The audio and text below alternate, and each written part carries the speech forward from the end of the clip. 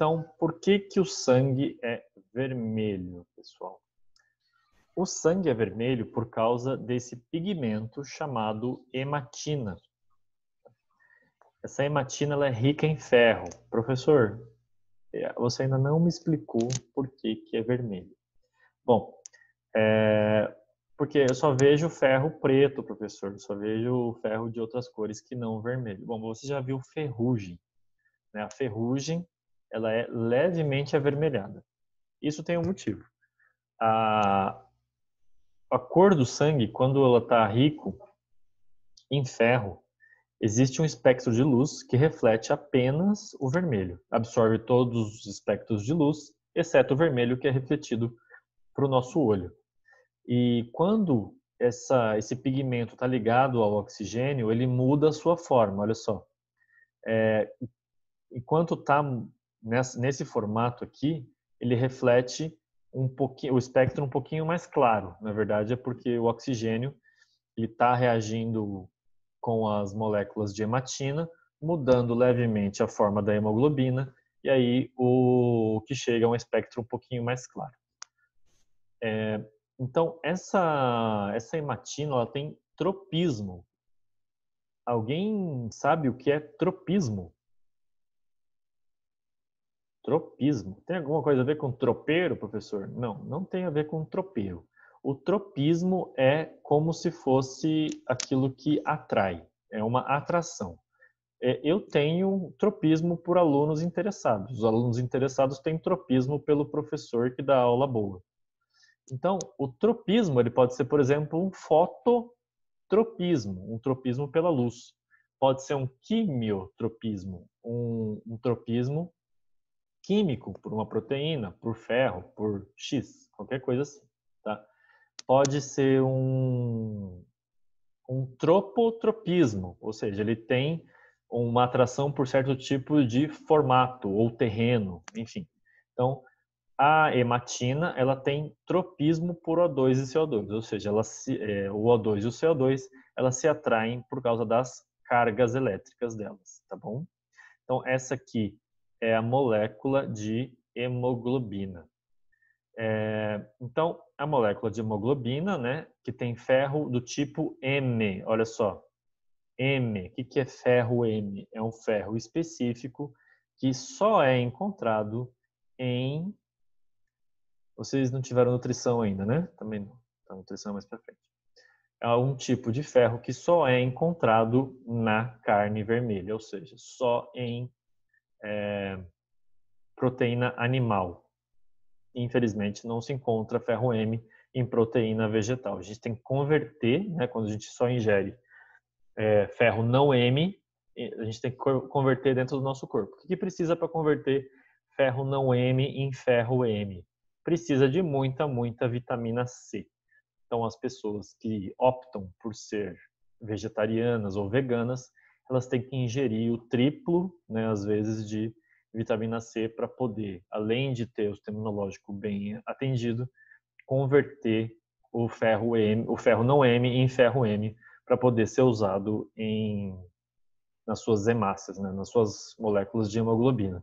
Porque a gente constrói isso dentro do corpo, tá bom? Dentro lá da medula óssea vermelha. Então, basicamente, é uma molécula que tem um centro de ferro. Então, essa aqui é uma hemoglobina, né? Ela está circundada por moléculas que captam o O2 e o CO2. Só que, no nosso caso, ele é vermelho, certo? Mas eu falei que existe sangue azul, só que não na nossa espécie. Então, em que tipo de espécie? Principalmente as espécies que não respiram o oxigênio livre da água, né? Às vezes eles têm que filtrar de alguma forma esse O2, né? Por Guelre, as brânquias. Ou então eles não têm muita incidência de luz no seu corpo, que é o caso do... Opa! Acho que deu chabuzão aqui. Não apareceu a figurinha que eu queria. Enfim. Era o Lula Molusco nessa fotinha aqui. Né? O Lula Molusco ele tem o sangue azul, porque crustáceos, né, e algumas lulas, eles têm a, a hematocianina. Então, a hematocianina, ciano é de azul, hemato é de sangue. Tá? Então, a hematocianina é o pigmento das criaturas, de algumas criaturas marinhas. Tá? Então, agora a gente vai ver como é que é produzido, maturado e como é que os glóbulos vermelhos morrem no final da vida deles.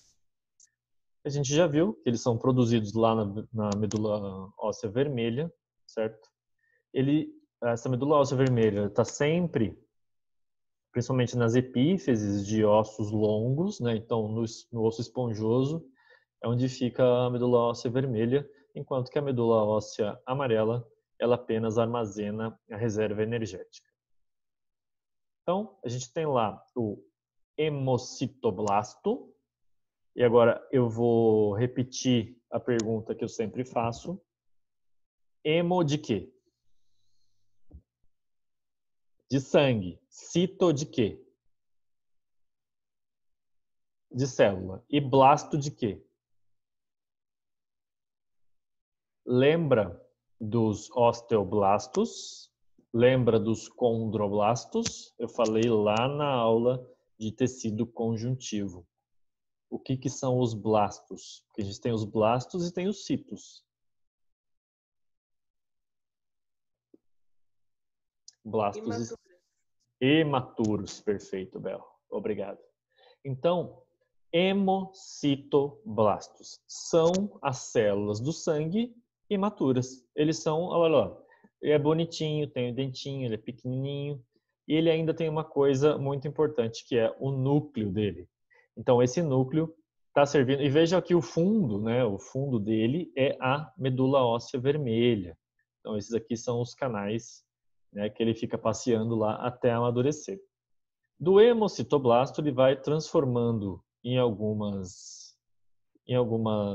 vai sofrendo, né, a maturação dele, e em uma certa parte da sua vida, né, ali como hematotrofo, ainda como hematotrofoblasto, ele começa a fabricar a hemoglobina dele, né, as moléculazinhas de hemoglobina que tem espaço para 4 núcleos de ferro.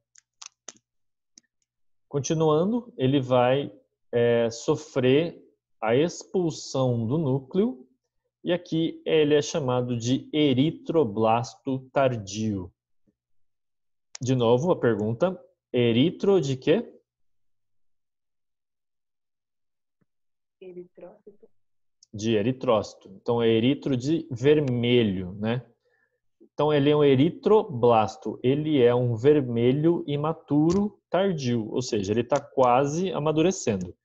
É nessa fase aqui, pessoal, que a nossa célulazinha vermelha ainda imatura perde o núcleo dela. Tá? E perdendo o núcleo dela, ela já está pronta para amadurecer e virar um reticulócito.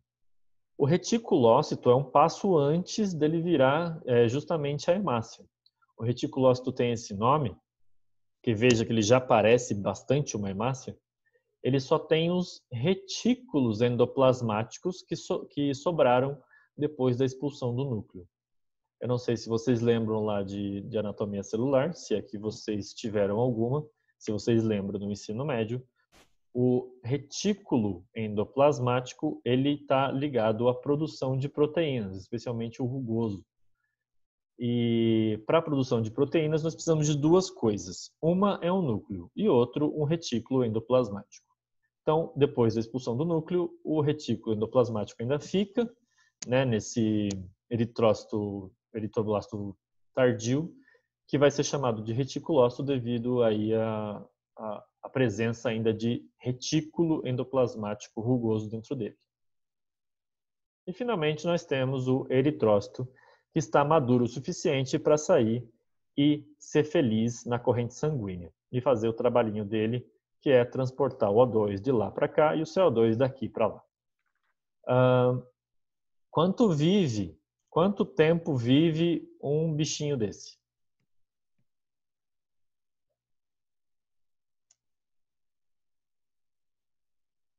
Ele morre, professor? Ele morre. Ele morre. Vão pensando aí que eu já falo a resposta, tá? A gente vai continuar a historinha aqui dele. Bom, o eritrócito, gente, ele tá muito, a produção, né, desses eritrócitos, ele está muito ligado à quantidade de oxigênio que a gente tem disponível no ambiente. Então, num caso de hipóxia, o que é uma hipóxia? Hipo de quê?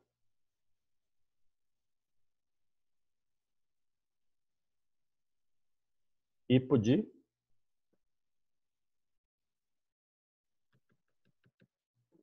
pouco ou muito?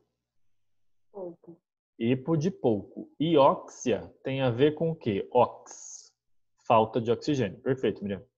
Então, essa falta de oxigênio, ela vai, gente, influenciar os rins. Os rins.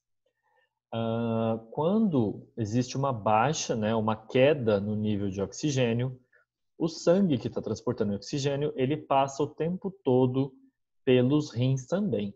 Então, em algum momento, esses chapeizinhos aqui, que são chamados de suprarrenais, elas percebem que existe uma falta de oxigênio no sangue. E aí elas começam a fazer como se fosse um alerta para as células da medula óssea. Elas começam a soltar essa EPO, eritropoetina.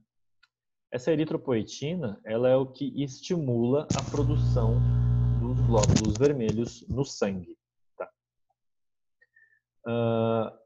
Mas essa EPO, ela não necessariamente é endógena. Alguém já ouviu falar dessa EPO? EPO?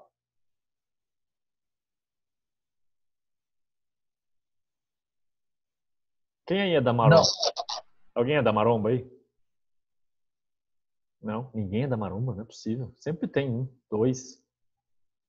Tá. Na maromba, pessoal, né, o pessoal que faz muito exercício, que quer um desempenho assim fantástico, incrível, eles injetam EPO, eritropoetina. E injetar eritropoetina quer dizer que você vai estimular a medula óssea vermelha a produzir células vermelhas. Isso vai fazer com que o seu corpo faça o quê? Ele ganhe o quê?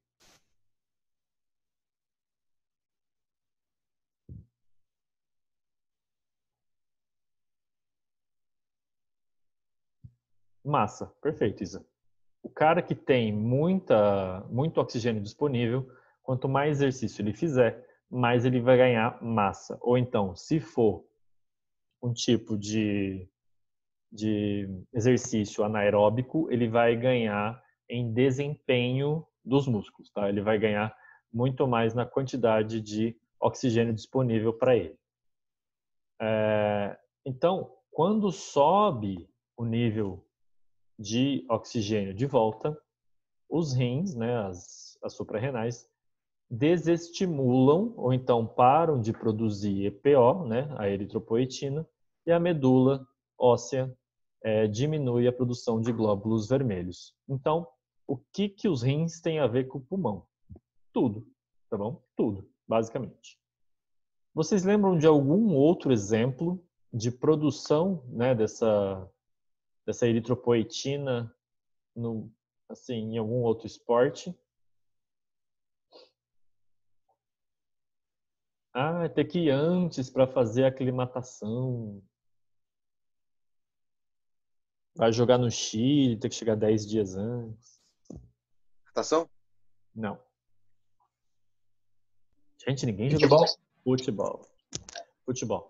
Né? A seleção vai jogar lá nos Andes. Então, para jogar nos Andes, isso aí, Isa, tem que jogar, tem que ser duas coisas. Ou o pessoal chega na hora, né?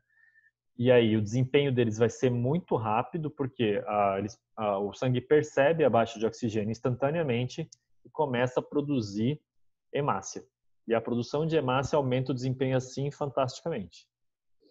Ou então eles têm que esperar 10 dias, porque se eles jogarem no quinto dia, ainda está mediano, né? O corpo está retornando aos níveis anteriores da produção de hemácia, né? e aí vai ser meia boca. Se esperar 10 dias, é como se eles estivessem no lugar que eles sempre jogaram. Então, o quê? Professor vive... Isso, Grace, vive 120 dias, em média. Muito bom. Agora que eu vi aqui. Ginástica também. Isso. Ritmo e artística tem que viajar sempre antes, porque o desempenho ele vai ser basicamente em relação ao oxigênio, não tem jeito, tá bom? Então, a morte das hemácias, como a Grace bem disse, em média 120 dias, ela vai ocorrer num lugar onde ninguém lembra que existe, ele é abandonado. Lá na cabeça do pâncreas existe um órgão que ninguém tá nem aí. E o médico sempre fala, se arrancar não dá nada. Que chama?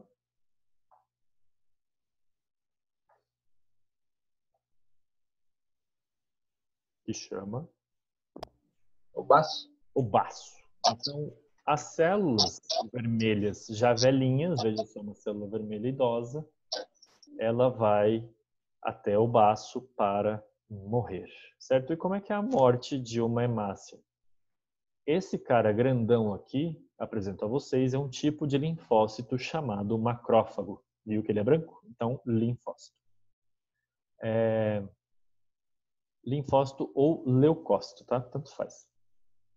Na verdade, um linfócito é um tipo de leucócito. Então, o leucócito, ele vai ingerir a célula vermelha velhinha e depois ele vai separar os pedacinhos dela. Caramba. Deixa eu voltar aqui. Aí. Vai separar os pedacinhos dela nesses pequenos aminoácidos. E, além desses aminoácidos que formam a própria estrutura da célula, vai separar nas moléculazinhas de hemoglobina. Cara, nada no corpo se perde, tudo se reaproveita para alguma coisa.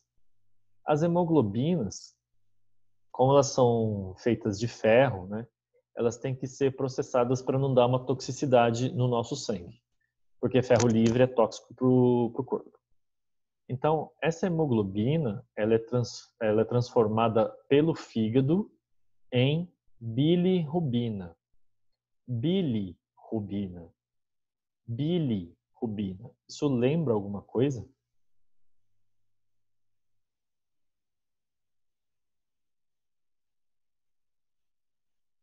De uma bile, perfeito. Bile. Então, a bile vai para onde? Onde ela é armazenada? Na vesícula? Na vesícula biliar. Então, a vesícula biliar, ela armazena esses sais biliares, né? Que essa bilirrubina foi processada pelo fígado, armazenado em sais biliares na vesícula biliar e é utilizada na digestão de gorduras dentro do sistema gastrointestinal para finalmente virar um belo de um cocôzinho e você não tem toxicidade no seu corpo devido a excesso de ferro livre. Beleza? É assim que você recicla uma hemácia. Bom, agora vamos falar dos glóbulos brancos. Eles também, né, são conhecidos como leucócitos e tudo que for leucócito é responsável por defesa, seja de forma direta, matando um intruso ou alertando outras células, ele vai ser chamado de leucócito.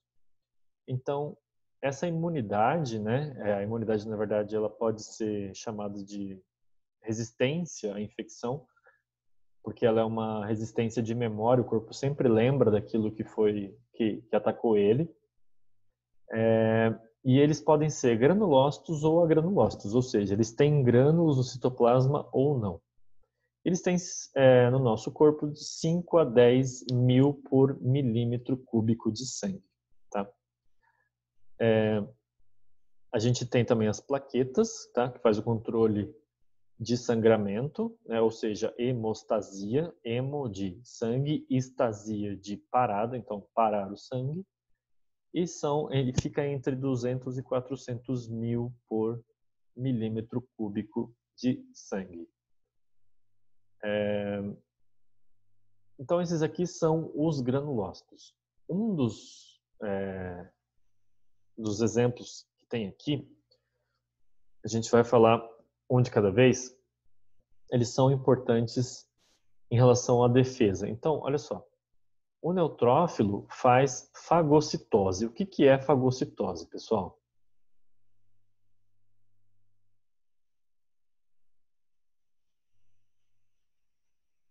Fagocitose. Dica. É a mesma coisa que aquele macrófago fez com aquela hemácia.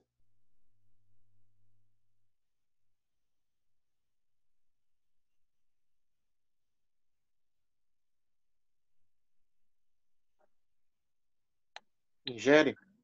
Ele ingere, né, aquele intruso, aquela célula doente, ou outra coisa que precisa ser eliminada, e dentro dele ele vai fazer o processo de defesa, certo? O basófilo... Oi. Dá para chamar isso de hemólise ou não é o caso? Não é o caso, tá? Porque a hemólise ela tem que ocorrer de uma forma que não exista outra célula envolvida. Tem que ser no meio. Por exemplo, esse linfócito aqui, ele causa hemólise de outras células. Por quê? Porque o linfócito T, citotóxico, que é uma das células de defesa mais importantes para a gente, ele encontra uma célula doente e faz um furo nela. Quando ele faz esse furo, ele injeta substâncias tóxicas para a célula. E essa toxicidade faz com que a célula se desfaça. Isso é uma hemólise, tá? Ou então, o linfócito D, por exemplo, ele faz com que a célula sofra apoptose, que não é uma hemólise, certo? Mas é uma morte celular, tá? Quando a gente fala de célula do sangue, a gente pode falar de hemólise, porque quebra do hemo, certo? Hemolise. E quando a gente está falando de outras células, a gente vai falar ou de apoptose ou de morte celular, tá bom? O basófilo, para quem sabe o que é uma bela de uma inflamação, né? Esse basófilo aqui ele libera muita histamina. Para que serve a histamina? A histamina ela previne coágulo, certo? Uma coisa interessante sobre esses coágulos, né, durante uma inflamação é que, por exemplo, o que acontece quando você está com alergia no nariz? Quem tem rinite aí? Levanta a mão. Então, todos têm rinite. A rinite, ela é um processo inflamatório, certo? Por coisas que o corpo não deveria reagir. Quem está muito presente são dois caras, o basófilo e o eosinófilo. Quando o basófilo reage por motivo X, né, de encontrar um pó inocente, né, que nem devia causar o que causa, ele começa a liberar histamina. Então, essa histamina provoca uma inflamação. E aí, inflamação, pessoal, a gente vai sempre lembrar de uma musiquinha que é assim: dor, tumor, calor, rubor, perda de função. Dor, tumor, calor, rubor, perda de função. O que é dor? Dor, beleza, né? Tumor. Tumor é inchaço. Calor de coisa quente. Quando você está com um rinite, o seu nariz não fica todo vermelho e cheio de sangue, fica, né, fica quente. Então, dor, tumor, calor, rubor. O que é o rubor? É o vermelho, tá? A vermelhidão é o rubor. E a perda de função. O seu nariz, enquanto você não tem rinite, ele serve para respirar. Quando você está com rinite, ele serve para quê? Para escorrer, né? Basicamente, ele vira para sujar papel higiênico. Então, a perda de função. Então, a gente tem os 5 sinais da inflamação: dor, tumor, calor, rubor, perda de função. Tá? Então, se vocês guardarem isso, vocês vão sempre lembrar que uma das coisas que causa inflamação é a histamina. E para diminuir uma inflamação, no caso da rinite, a gente toma o quê? Um Antialérgico. antialérgico, que tem Histamínico. histamínico, isso mesmo. Então, um antihistamínico, ele vai melhorar a sua rinite, a sua alergia, porque ele vai fazer com que o basófilo com que a substância que o basófilo liberou no local diminuam de quantidade, tá?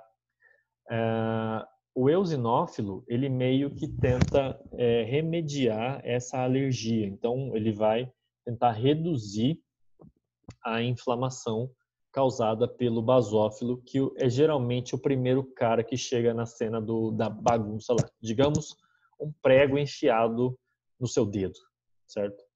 A primeira coisa que acontece depois de 5 minutos é o negócio inchar e ficar dolorido, certo? Essa é a chegada do basófilo. O basófilo é o alerta do seu corpo. Ele vai chegar lá, vai liberar histamina. Essa histamina vai chamar o pessoal, tipo o neutrófilo, linfócito, monócito e o eosinófilo. Se o negócio está pegando fogo demais, o eosinófilo ele vai fazer com que a coisa meio que entre em equilíbrio. Ele vai diminuir a inflamação para que o processo de cura ele consiga ocorrer de forma adequada, tá? E se entrar eventualmente um parasita ali, ou um verme, que é muito difícil pela pele, a gente tem muitos casos de exemplo, né? Mas se for um corte, por exemplo, e o eosinófilo estiver ali, ele vai atacar o verme e vai matar o verme, tá? A gente também tem os leucócitos agranulócitos, que um dos tipos é o linfócito. Então, a gente tem o linfócito T, o linfócito B, o linfócito D. O linfócito T é o linfócito de ataque. O linfócito B é o linfócito que produz os anticorpos. Então, olha só, uma das funções aqui é produzir anticorpos e outros agentes químicos responsáveis pela destruição de micro-organismos. Vai fazer as reações alérgicas. Rejeição de enxerto, por quê? Porque ele faz parte do sistema imunológico. Se é uma coisa estranha, ele vai tentar matar.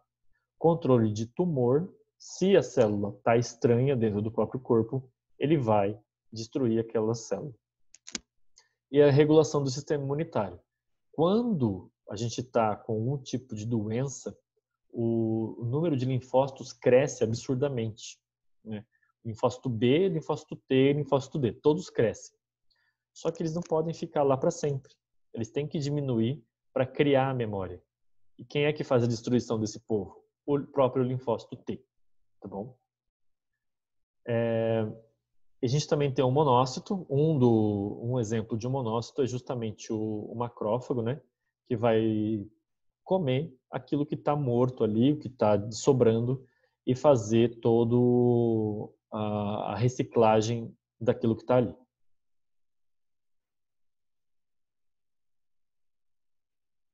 Agora a gente vai falar de... Alguma pergunta, pessoal? Eu estou passando meio rápido. Só para voltar, alguém perguntou se essa doença era hereditária. Quem que perguntou? Eu esqueci, estava na outra chamada. Se você que perguntou, que eu não lembro quem, você por favor se manifeste. Se você perguntou se a doença era a doença do sono, é da mosca. Se você perguntou da anemia falciforme, ela é transmitida de pai para filho. Aí a Grace perguntou: quem não tem baço? Por causa... obrigado, Kathleen. Quem não tem baço pelo câncer, como fica? Então, o baço, como ele tem essa parte imunológica muito importante, a pessoa às vezes fica com o sistema imunitário um pouco diminuído, mas nada assim que comprometa a saúde de uma forma geral. Às vezes tirar a amígdala é mais perigoso do que tirar o baço, tá? Mas, de qualquer jeito, se o negócio está lá é porque ele tem uma função importante, né? Tudo bem, Grace? Tudo bem, Kathleen?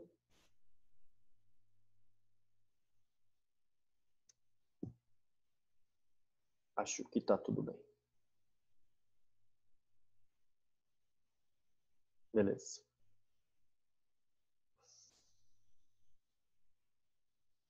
Então, pessoal, a gente sempre ouve falar de fator RH, fator AB, mas o que é isso aí? Bom, a gente tem a nossa membraninha celular, E em cima dela, existem os receptores. Esses receptores são glicoproteínas, né? Como se fossem carboidratos ligados a proteínas e eles são chamados de antígenos, né? Por sobre a superfície celular. Então, de relevância, a gente tem 12 do sistema ABO e RH. ABO, o que é o ABO? É o tipo A, o tipo B e o tipo O. E RH positivo ou negativo, que geralmente a gente usa para teste de compatibilidade. Tá? Antígenos A e B produzem a resposta imunológica mais intensa. Por que isso? Porque, pessoal, o que é o sistema ABO? Na verdade, não é sistema ABO. Não existe sangue O, existe sangue zero. Por quê? Quando foi identificado esses grupos, né, você tinha tipos de antígeno. O antígeno do tipo A, o antígeno do tipo B e quem não tinha antígeno nenhum. Então, alguém escreveu AB0 e alguém leu ABO, né, porque você tem a tendência de ler números como letras quando elas estão do lado de letras. Então, o sistema AB0 é justamente isso aí. Existem pessoas que não têm nem o fator A, nem o fator B. Portanto, são chamadas de fator, hoje a gente chama de O. Tá? E o RH, ele pode ser positivo ou negativo. E por que o AB produz resposta imunológica mais intensa? Justamente porque o O não tem com que reagir, ele não vai saber, só vai saber que se entrou um A, né, você tem que reagir contra ele porque existe o antígeno. E se entrou um B no A, também é óbvio que tem alguma coisa errada, o sistema imunitário vai reagir. Esse sistema RH, né, é o sistema Rhesus, de um macaquinho chamado macaco Rhesus, que as experiências foram com ele. E aí eles batizaram o sistema RH o sistema Rhesus de RH. Então são três, né, antígenos. E se tem ou não, você vai caracterizar a pessoa como positivo ou negativo. Então, o negativo é quem não tem nenhuma proteína do sistema RH, ou seja, nenhum antígeno do sistema RH, e quem tem alguma delas, você vai chamar de RH positivo, tá bom? E aí aquela velha história de doa para quem para quem, blá, blá, blá.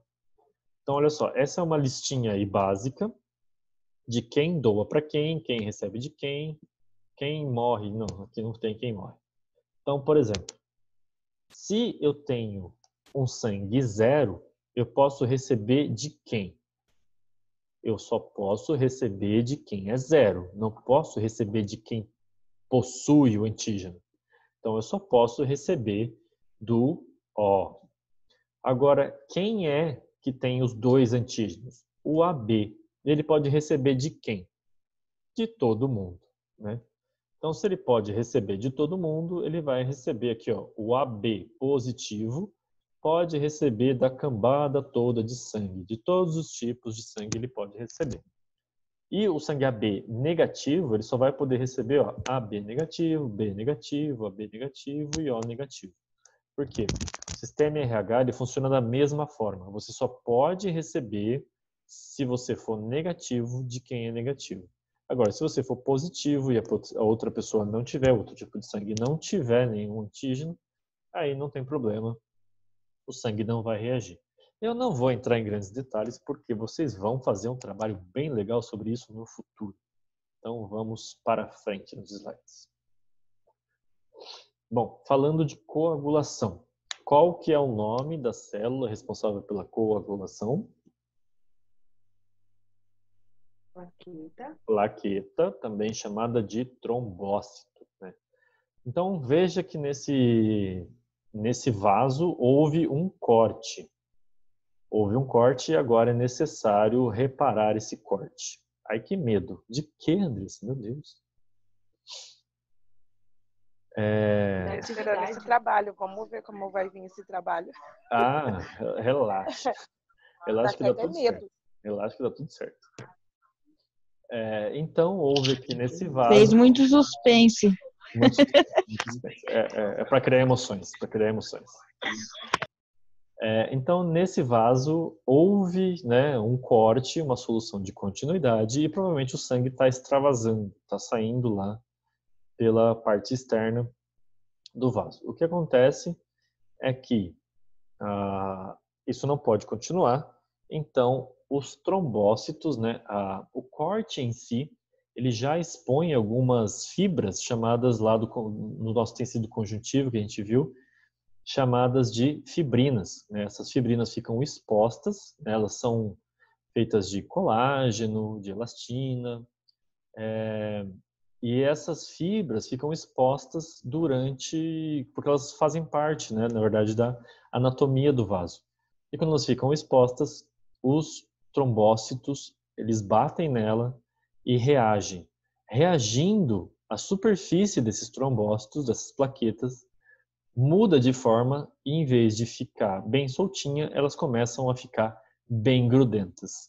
E esse grude faz com que se aglomere cada vez mais plaquetas e plaquetas e plaquetas e plaquetas, até no momento em que o buraco é completamente tomado dessas plaquetas e você tem aí um coágulo, tá bom? A diferença de coágulo e trombo. O coágulo ele vai se dar na parede, né, do vaso em questão, na parte de fora da sua pele, e o trombo ele vai se formar na grande porção do lúmen dessa artéria, dessa veia. E quando ele está fixo, ele é chamado de trombo. Se ele se mover, ele vai ser chamado de êmbolo, igual o êmbolo das nossas seringas, né? Ele se movendo, ele vai chamar de êmbolo porque ele pode entupir algum lugar mais para frente do que do local que se originou. Tá? Então, falando de sistema circulatório, a gente tem todos os órgãos responsáveis pela distribuição de nutrientes, né, do organismo e de tirar o excesso de hipocalia que a gente produz. E como é que é a anatomia dessas artérias, dessas veias, desses capilares? As artérias, né, a gente sempre vai guardar assim. Artéria é tudo que faz o quê? Eu pergunto para vocês.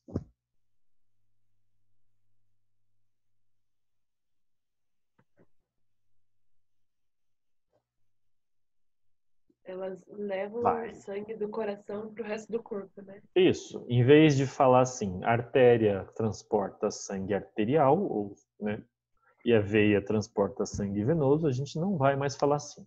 A gente sempre vai falar que a artéria sai do coração, ou seja, ela vai para o corpo, isso aí, Isa, e a veia vem para o coração, certo? Por quê? Existem veias que transportam sangue arterial?